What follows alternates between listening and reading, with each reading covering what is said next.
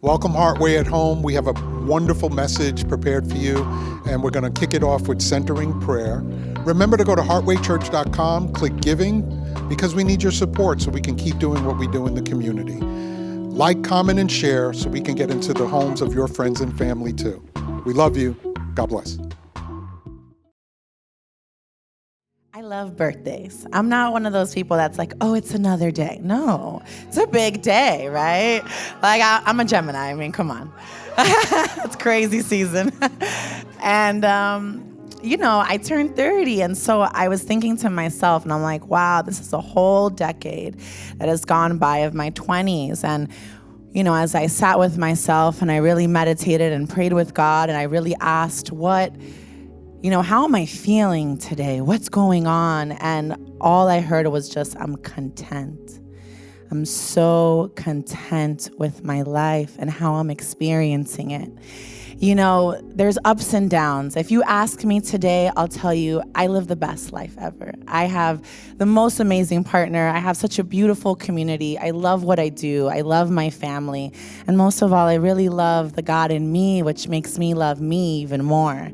Right? But there's ups and there's downs. I've lost people this year.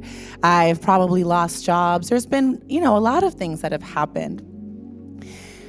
But it's through the experience, right? It's how I've decided to experience this life that I'm content with.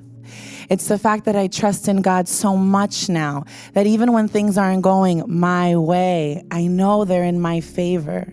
And I know that God is working with me and in and through me, but I have to surrender. And it is through my contentment truly that it makes me realize just how blessed I really am, right? Because it allows me to take a moment and just recognize all that I have. And even all that I don't have, because that means there's more to have, which is awesome. The abundance is there. And I wanted to share with you today, I think sometimes when we start to think, oh, we're so content, then it's like a complacency thing. But being content doesn't mean that you don't have desires. And it doesn't mean that God doesn't have more for you or want more for you. I think it just means that right now you're here. And you get to experience it, love it, feel it, and really appreciate this very moment. And I say all that to just bring up, I would have never gotten there if I didn't go within myself.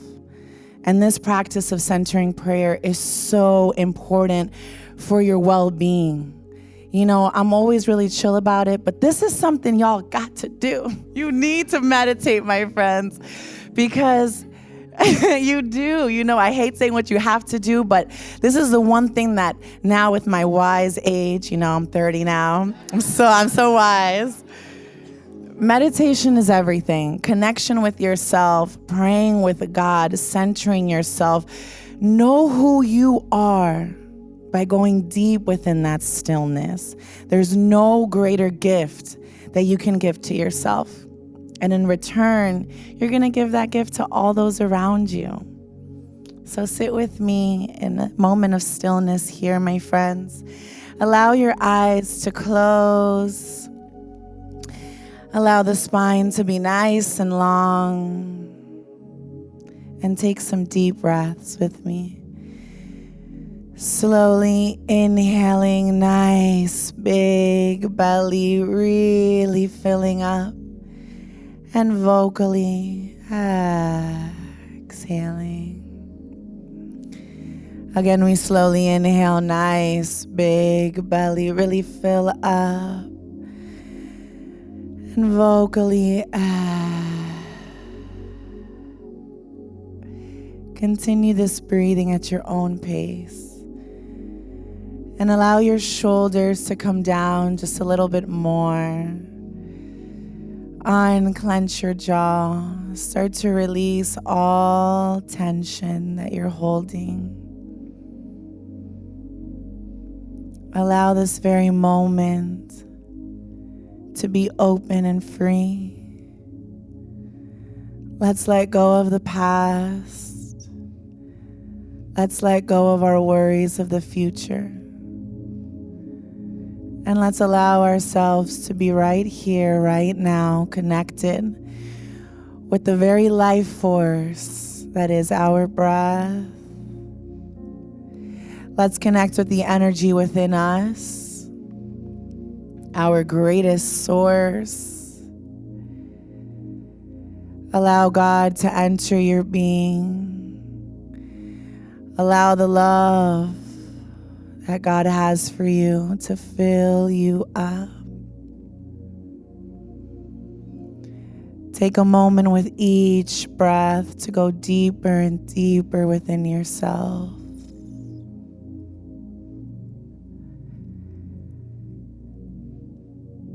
This stillness, this peace is the way to connect with God, to connect with yourself, to tap in and connect with all that is around you. The deeper we go, the more we understand how connected we truly are. There are no separations. We are all one from one source, one love.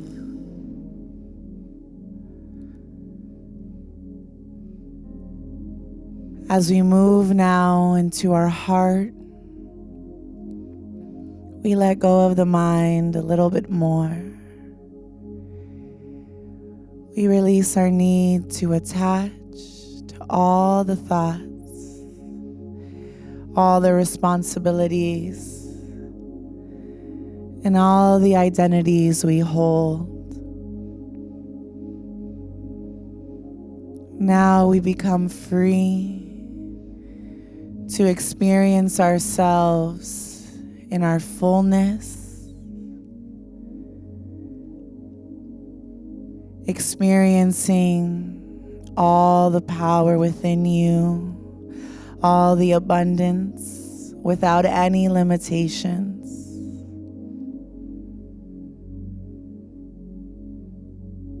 You are one with this Creator. You are one with the divine. Honor that so deeply by honoring all that you are. Accept all that you are. And understand that God forgives you and loves you just as you are.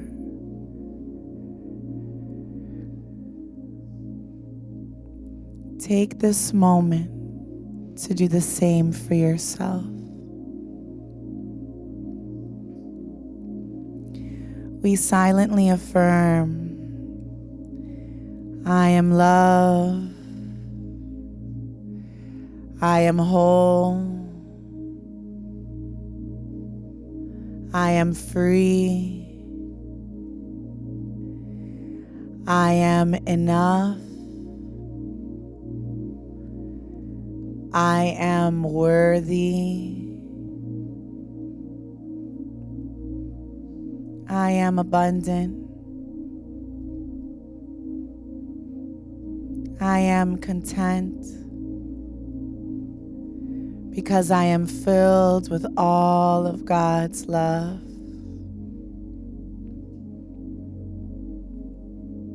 When I move through my heart, there are no limitations the mind can set on me. I am infinite, for I am a child of God.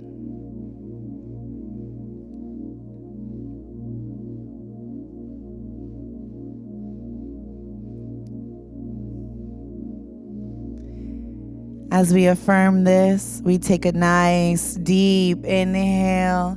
Really fill up your belly nice and big. Allow the breath to rise up, shoulders back. And we vocally, with a big smile, exhale.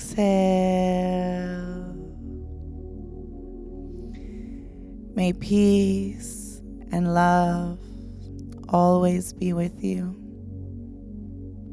When you're ready, you may blink open your eyes. Amen, my friends.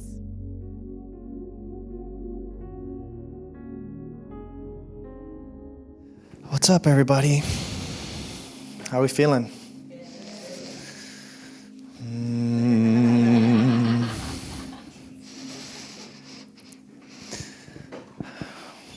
Kind of tired.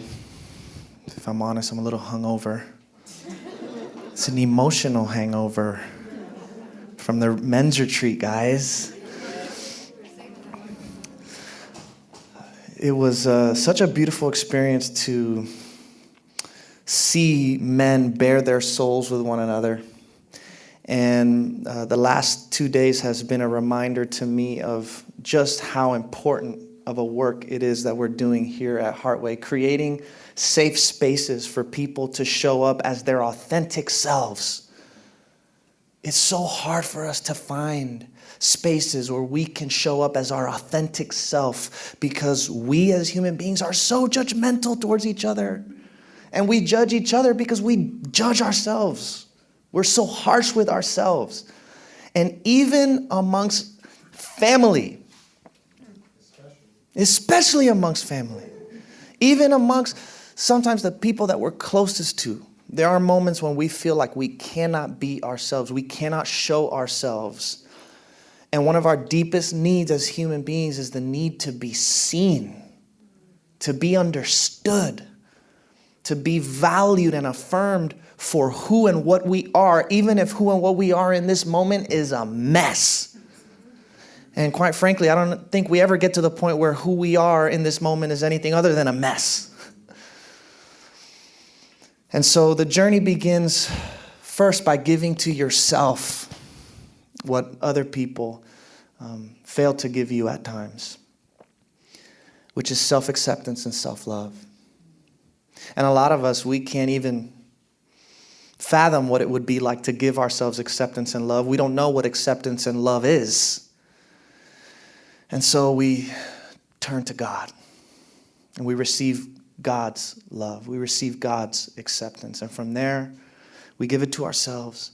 We give it to others. Something funny happens when you start doing that. You start seeing that same acceptance and love being reciprocated to you in ways that you couldn't imagine. And even when it isn't, you're okay. You're established in something strong and sturdy. You have a foundation. And that's what we're doing here. We're building our foundation. So today I want to share with you a little bit about the path of spiritual formation. That's actually what's bringing all of us together here. This is a community that is walking on a particular path. We are being formed as individuals into the image and likeness of God, becoming the most loving versions of ourselves. And so I want to begin by giving you a definition of this phrase, spiritual formation.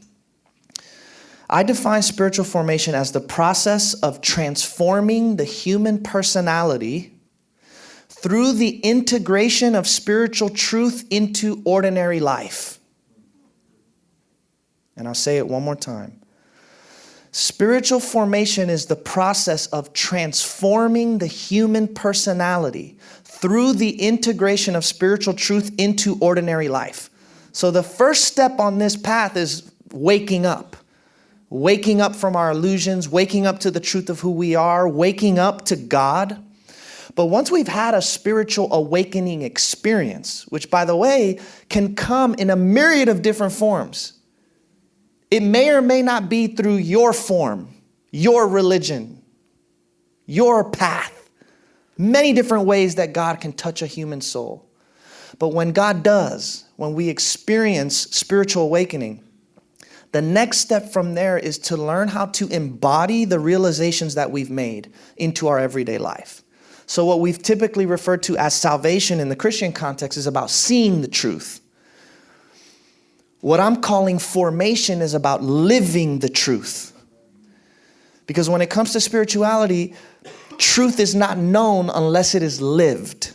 If it isn't experiential for you, then it isn't real to you, even if you say it is.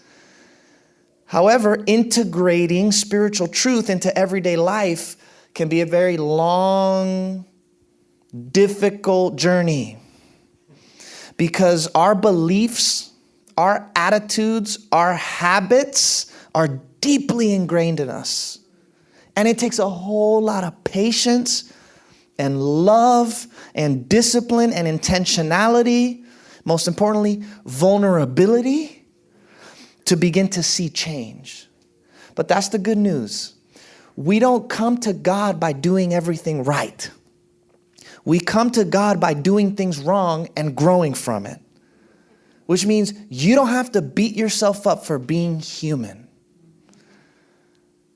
I was sharing with some friends of mine recently about how oftentimes being in this role, right, being a spiritual leader, whatever that means, pastor, oftentimes makes me feel like I don't even have the freedom to make the mistakes that everybody else does, because there's so many eyes on me, right? And I have to constantly remind myself, it's okay to be human. It's okay to mess up. It's okay to be honest about the screw-ups and the mess-ups. Now, not everybody got to be in my business. And not everybody needs to be in your business. But at least to find a core group of people that you can bare your soul with, that goes such a long way. People who can affirm you in your humanity. You're going to make mistakes. You're going to get off track. That is a part of the deal of what it means to be human. What counts is the overall trajectory of your life. What is the direction that you're going in? That's what ultimately matters. I read a quote the other day that stood out to me so much. It said, even God doesn't propose to judge a man until his last days. So why should you and I? See, we see people fail in a moment, and then we take that moment, that low moment, and we define them and their entire lives on the basis of what they did in one moment. We do that to ourselves all the time as well. If God doesn't dare judge a human being until the end of their life, who are we to do such a thing? What matters is the trajectory. Ultimately, what matters is the heart, the intention. And so the base material for all spiritual formation is your trauma and your failure. That's literally what you're working with.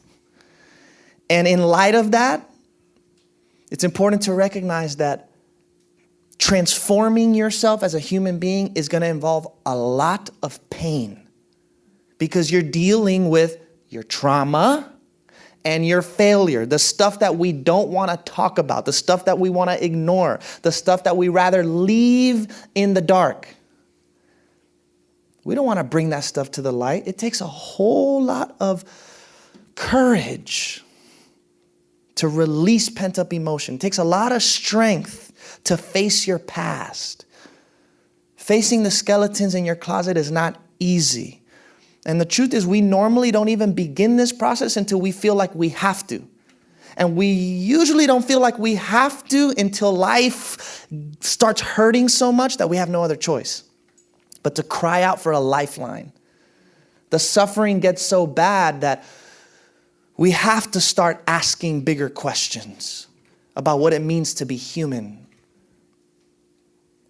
and what the meaning and purpose of our individual existence is. This is why eventually those on the spiritual path come to see their darkest moments as the most pivotal and transformative moments of their entire life, because those moments are the moments that become the catalyst for our change and transformation.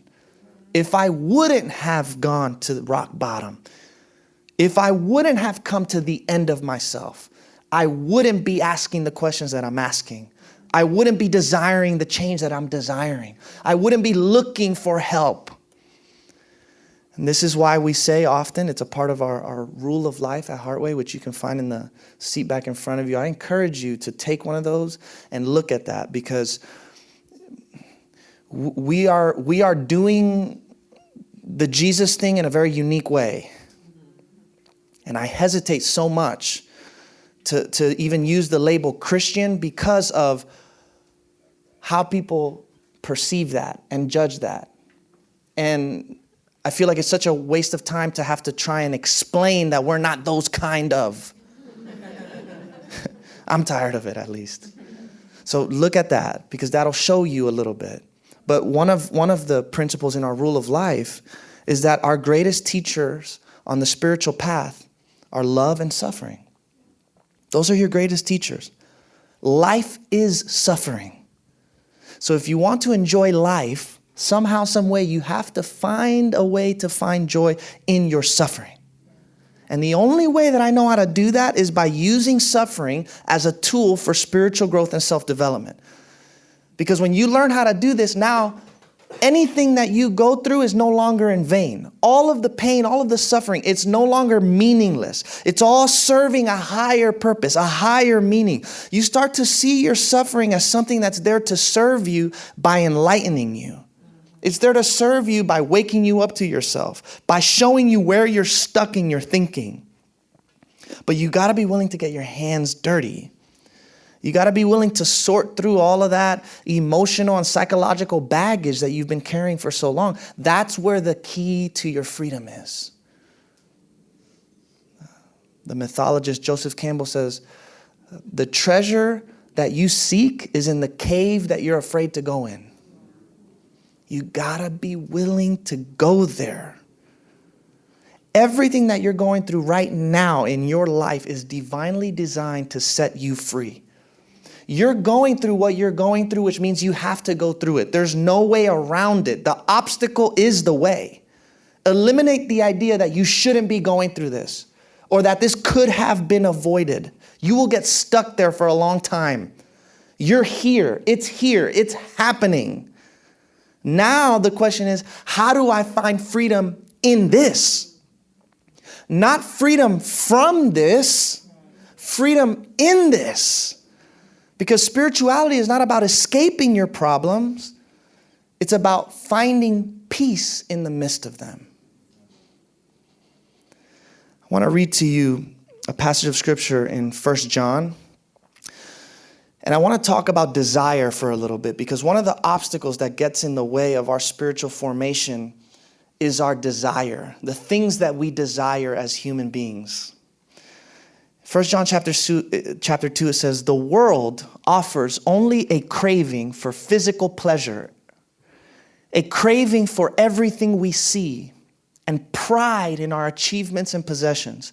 These are not from God, but from the world. And this world is fading away along with everything that people crave. Your life is ordered around your desires.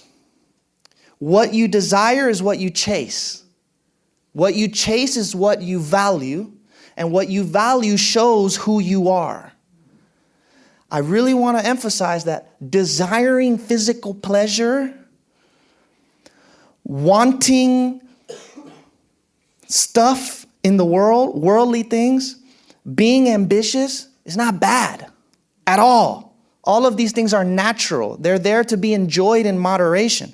But when we crave these things to the point of obsession, when the desire for pleasure and possessions becomes what is ultimate for us, like this is what I'm living for, that's when they become a great source of suffering in our life, because now we're chasing for satisfaction outside of ourselves.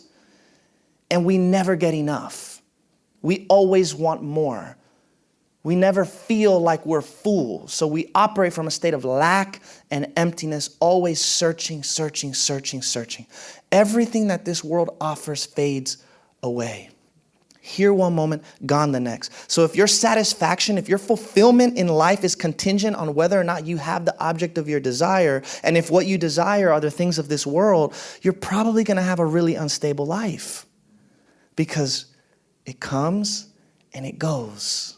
What can you actually really hold on to that can't be taken from you? The only thing you can desire in life that can never be taken from you once you have it and that you can always have more of is God. Look at this quote from C.S. Lewis. He says, "It would seem that God finds our desires not too strong, but too weak. We are half-hearted creatures fooling about with drink and sex and ambition when infinite joy is offered us. Like an ignorant child who wants to go on making mud pies in a slum because he cannot imagine what is meant by the offer of a holiday at the sea. We are far too easily pleased." Again, are these things bad? No, not at all. But if this is what you are living for, you're missing out on so much more that life has to offer to you. Look at what it says in Psalm 16. "You make known to me the path of life. In your presence there is fullness of joy. At your right hand are pleasures forevermore." Now, normally we don't associate God with pleasure. Right? Like religion has taught us that walking with God is about denying ourselves of pleasure. And sometimes because we get so obsessed with our pleasure and our desire, we have to go to the complete opposite end and just totally deny, totally reject all the pleasure. I can't even pass by that place. I can't even look at that thing. Because if I do, I'm just going to go right back into the mess that I'm in. And you may have to do that for a little while. But again, all of these pleasures are there to be enjoyed in moderation. You can enjoy the pleasures of this world. But what I've experienced is that walking with God changes what is pleasurable to you. It changes what you ultimately desire. So when your life is oriented around godly desires, for lack of a better term, or higher desires, what matters to you most in life is not what you possess. It's not how much social status you have. It's not how successful you are. What matters most to you is the person that you are becoming. So now the process of shaping and developing your character is what becomes most pleasurable to you. The experience of inner growth and healing. Stepping into the fullness of your potential, self-actualization, seeing yourself unfold into the person that God created you to be. That is what matters most to you. And that progress, which again is filled with many ups and downs. Sometimes you have to take 3 steps backwards before you can take a couple steps forward. But just being on the path is what brings you pleasure. Look at what Jordan Peterson says. He says, the better ambitions, which by the way, I love that phrase. Because again, it's not about having no ambition. It's not about having no desire. Right? The point isn't just to be a wall. There are better ambitions, better desires. The better ambitions have to do with the development of character and ability, rather than status and power. Status you can lose. You carry character with you wherever you go, and it allows you to prevail against adversity. Look at what it says in Romans chapter 5. More than that, we rejoice in our suffering. Life is suffering. So if you want to enjoy your life, you have to find a way to discover joy in your suffering. We rejoice in our sufferings, knowing that suffering produces endurance. Endurance produces character. Character produces hope. Because if you experience change and transformation, being the knucklehead that you are, you got hope for the rest of humanity. I have hope for humanity. Kind of. On my better days. But at least you get a little glimmer of hope. And hope does not put us to shame because God's love has been poured into our hearts through the Spirit who has been given to us. I have yet to find a better usage of my energy as a human being than in using it to build my character. Because when you build your character, you're building your strength and your stamina for life. And you're going to need it. Because life is tough. Life is hard. And when you're going through those really challenging, difficult moments in your life, and you're able to find within yourself the strength and the mental stamina to endure it, that brings you a sense of joy and fulfillment that is unparalleled. And by the way, this strength and mental stamina to endure suffering comes from being weak, allowing yourself to be weak. The strongest people in this world are the people who are willing to acknowledge their weakness. When I am weak, he is strong. So we can rejoice in our sufferings because all of our sufferings are adding to who we are. It all is playing a role in our formation process. So from this vantage point, you can actually be grateful for the suffering. You can actually be grateful for the heartache. You can be grateful for the pain. You can be grateful for the loss. And that's my idea of what it means to win at the game of life. When you can go through the pain, when you can look back at what you've been through, when you can be in the middle of it and be grateful. Because instead of allowing this to shrink you, you used it as a means to expand. Instead of shutting down when life got tough, you opened up. And that has been my mantra over the last 8 months of my life, the most difficult time of my life, has been keep your heart open. Danny, just keep your heart open. And some people will take your heart and they'll throw it on the ground and do this. And I've had a lot of opportunities to shut down and be bitter and get mad and turn away and quit and give up. Keep your heart open. That's strength. That's power. That's fulfillment. That's meaning. That's joy. That's peace.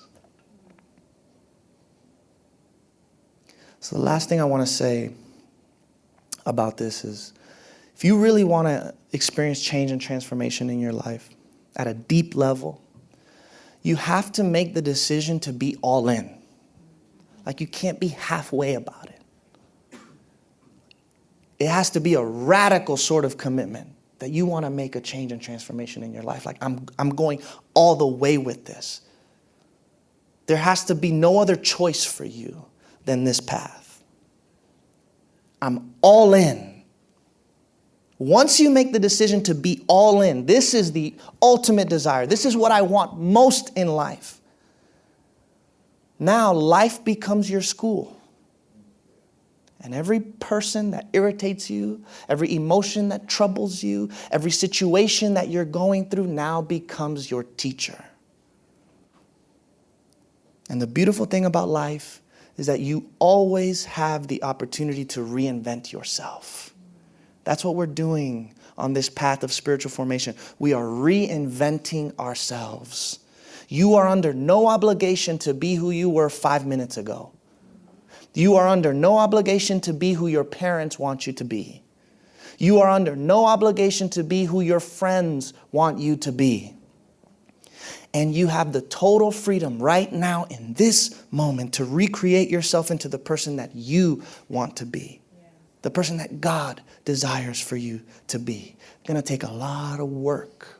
It's all grace, though. Please don't become one of these people who does all of this inner work, and now I'm better than those people who don't. And now you're a therapist to your wife, right? No. This is about fixing you, not changing them. This is always and only about you. Other people's path is their path. And God may or may not use you to help them.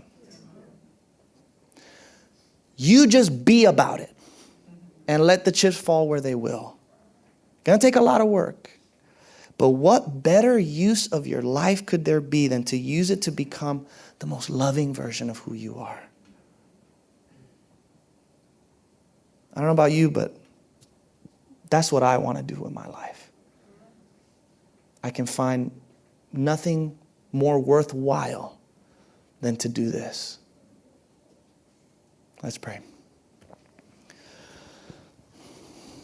God, we thank you that you are with us in this moment, shaping us, forming us, transforming us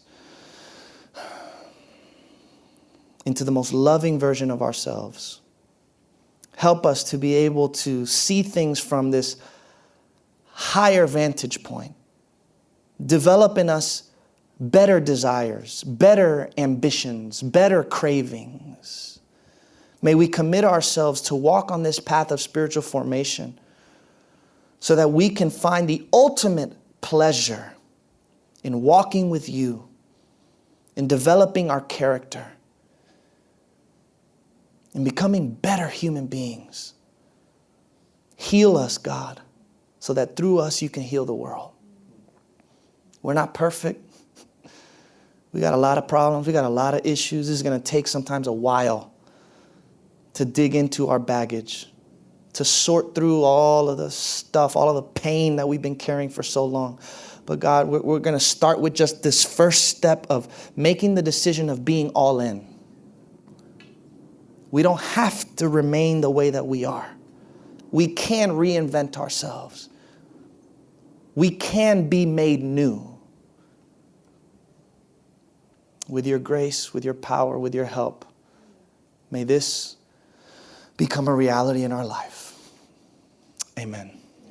All right. Well, thank you guys for joining us. I love you tremendously. I'm here for you. I want you to know that I'm here for you. Have a great rest of the week. We'll catch you next Sunday.